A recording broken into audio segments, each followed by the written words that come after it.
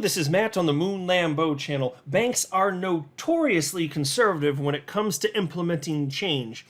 And that's why it should be no surprise that when it comes to the successful adoption of XRP as a bridge currency, utilizing on-demand liquidity made by Ripple, it's not surprising that it's other financial institutions that first adopted it. Remittance firms, so on and so forth. But banks, I think they're going to be a coming.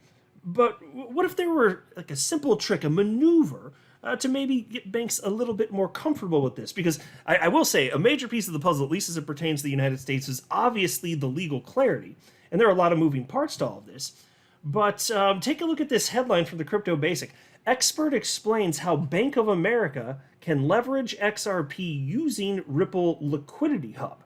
I'm going to run through the specifics there, but it's an interesting concept, and I wouldn't be surprised if actually what's discussed here is part of Ripple's plan, although if it is, I haven't seen them articulate that, but it sounds perfectly reasonable. And then there was also this article from the Crypto Basic. Deaton explains how Ripple could sell XRP for ODL in the United States without legal issues. And so, folks, you'll recall that as a result of the conclusion of the SEC v. Ripple case, or, well, I shouldn't call it that. But upon receiving Judge Torres' ruling on July 13th, now known as XRP Victory Day, Ripple didn't get a completely clean win. They won on the most important thing, obviously. Judge Torres found the XRP itself is not a security, but on certain institutional sales, Judge Torres said, no, you did a wrong there. But that's just on the institutional side, and it's just for Ripple.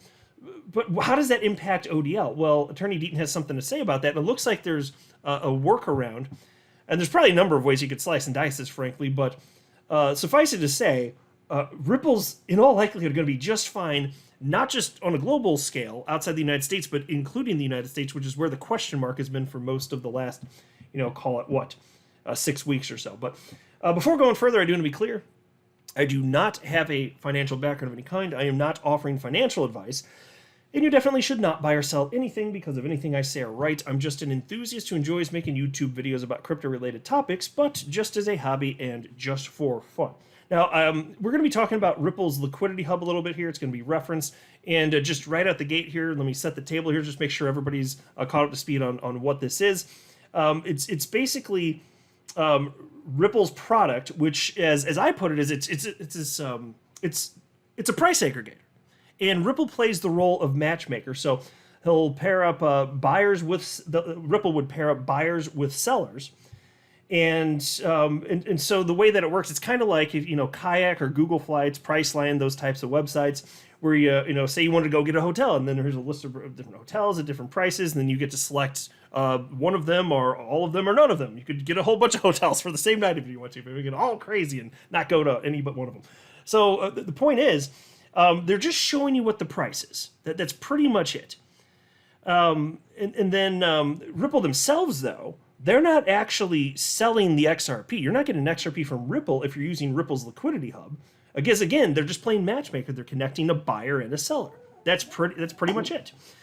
And so that's also why, from a legal perspective, it always seemed to me, and obviously I'm not a lawyer, I just play one on YouTube. It always seemed to me that I couldn't imagine how it would be a bad thing for Ripple to have XRP listed, given that they're just connecting buyers and sellers, but they're not actually, doing the buying or the selling. They're just facilitating, but only in terms of matchmaker, right?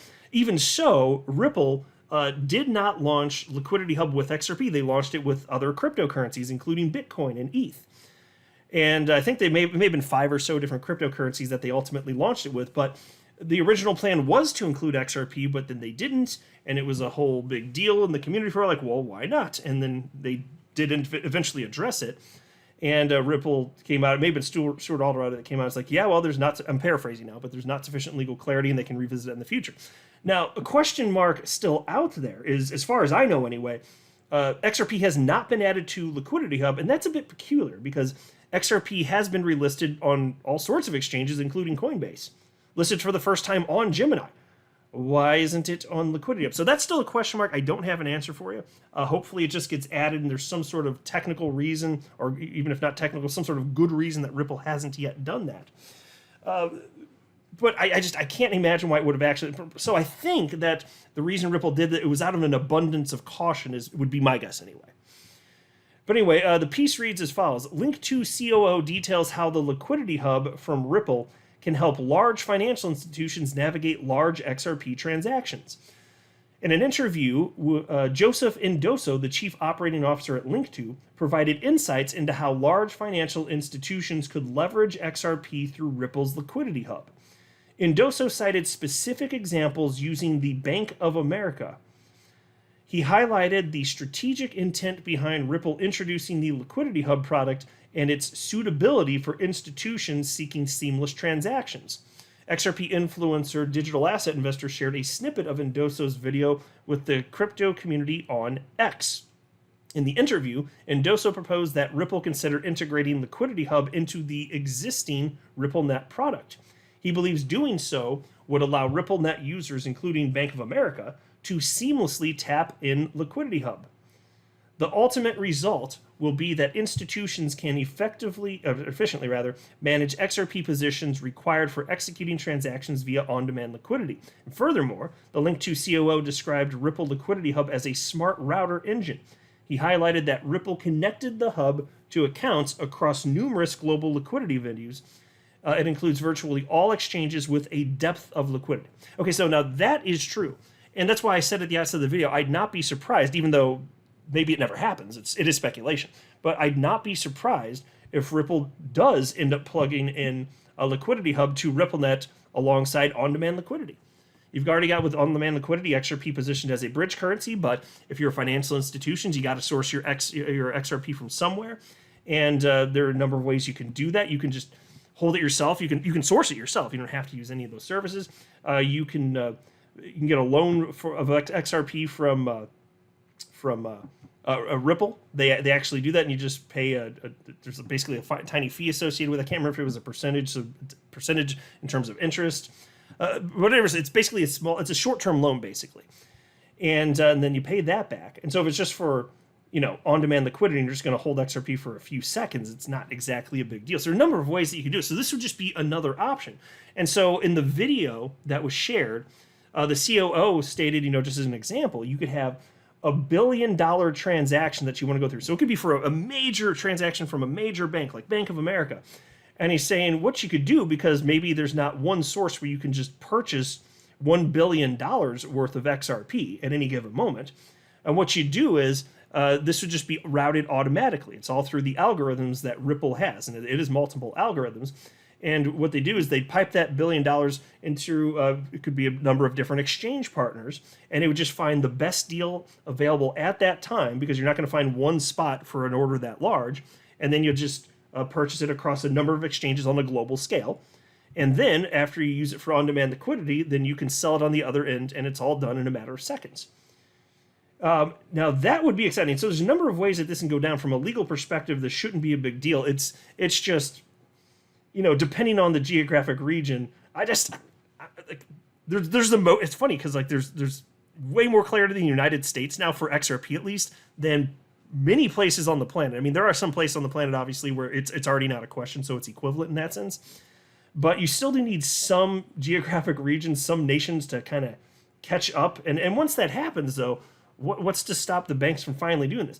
And then I will add, though, when it comes to banks jumping on board, the largest banks, I think it's pretty clear, are going to be the last to jump on board utilizing on-demand liquidity, for the simple reason that it's the small banks that don't have the liquidity, have Nostro Vostro accounts the world over, and so they end up paying their larger competitors, the Bank of America types out there, to tap into their liquidity so that they can service their customers. So that's right, the smallest banks are paying their larger customers to facilitate these cross-border transactions in certain instances. And so this is a profit center for the larger banks that can afford to have the Nostro Vostro accounts the world over. But once that incentive to have those Nostro Vostro accounts dries up to a certain degree, should that happen anyway, as a result of on-demand liquidity having additional success, well, then there's less incentive to have those. So if you're a larger bank, at some point it could make sense for you, even if you're a larger bank. But see, I'm just saying that's not Ripple's target customer right now, and that's not me making that up. Sheesh Burla, when he was in charge, he was a RippleNet's GM. and he's since left. But he even stated that, when they started going to market, they were going after like Citibank and some of the largest banks out there, and they quickly found that's not their target market. Like that's not their target client. Not that they couldn't be in the future, but that's just not what it was. And so it's just interesting. All this technology exists, and they just need to plug it in, basically. And then as time progresses and crypto increasingly becomes accepted, what do you think is going to happen? And then the cool thing is, any XRP, even though it's for a short period of time, imagine that there's constant transactions throughout a day. Any XRP that's being used for that specific purpose, it's not available for purchase while that's happening, even though it's only 3 to 5 seconds, anywhere else. So if you have enough, and if it's on a massive scale, if it's being used, if any XRP is being used for one use case, it can't be used for another simultaneously. You know what I'm saying? If somebody's using it for on-demand liquidity, then I can't then also simultaneously hold that for my own purposes of speculation or this or that, or to pay for something.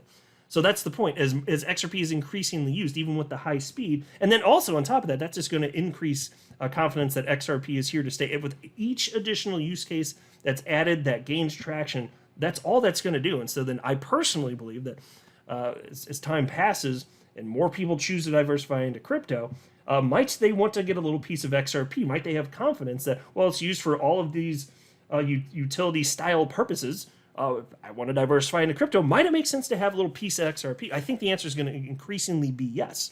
And you already see institutions pouring money in, especially after the positive legal result for XRP itself not being a security.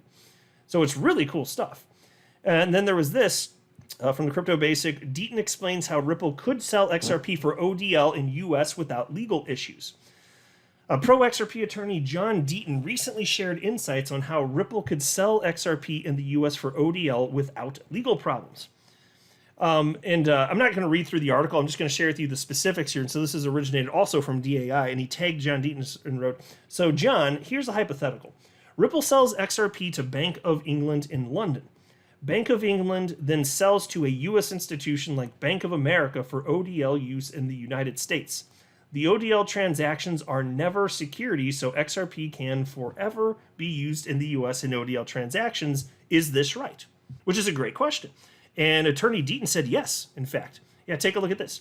Attorney Deaton wrote yes. Plus, as you know, DAI, ODL transactions utilize XRP, not as an investment, but as a bridge currency, in a way exactly described below by Gary Gensler in 2018 while at MIT. So, and then he shared a link there. I'm not going to go to it for the purposes of this video, but of course what he said is accurate. And then John says, so if Bank of England transfers/sells XRP to Bank of America for ODL purposes, they are not investments as a matter of law because the institutions would own the XRP for 3 to 5 seconds only. It is silly to claim one of the institutions' expected profit during those seconds, just as it would be silly to argue they were relying on the efforts of anyone. These type of XRP transactions don't satisfy a single Howey factor, and pursuant to Foreman, are not securities. And so, and I'll just say this, and it seemed to me like this is going to be the case anyway, especially after some stuff that I read from David Schwartz after the ruling after July 13th. Because the question is, with the the negative results on the institutional front for Ripple, is what's that mean for on-demand liquidity? And even immediately, David Schwartz didn't seem to be alarmed, and not that we had a bunch of insight into as far as how the sausage is being made, so to speak. But he seemed optimistic that there's going to be a path forward here, and Attorney Deaton's citing a way here as well. There's going to be a path forward, and I don't think it's going to be that big of a deal, frankly. Now, the good news is, for us as XRP holders, what Ripple does, it doesn't impact the price of XRP. It's provably the case that XRP just follows Bitcoin anyway. But I do think as the asset class matures, that what developers are doing, building on top of the XRP ledger, I think in the future it could matter. I just don't see them impacting the price of XRP today. I think that's provably the case today, but I don't think that's always going to be the case moving forward. I think that all of the developers finding success building on top of the XRP ledger, all that's going to matter. I'm not a financial advisor. You should not buy or sell anything because of anything I say or write. That would be a very, very, very bad idea. Until next time, to the moon, Lambo.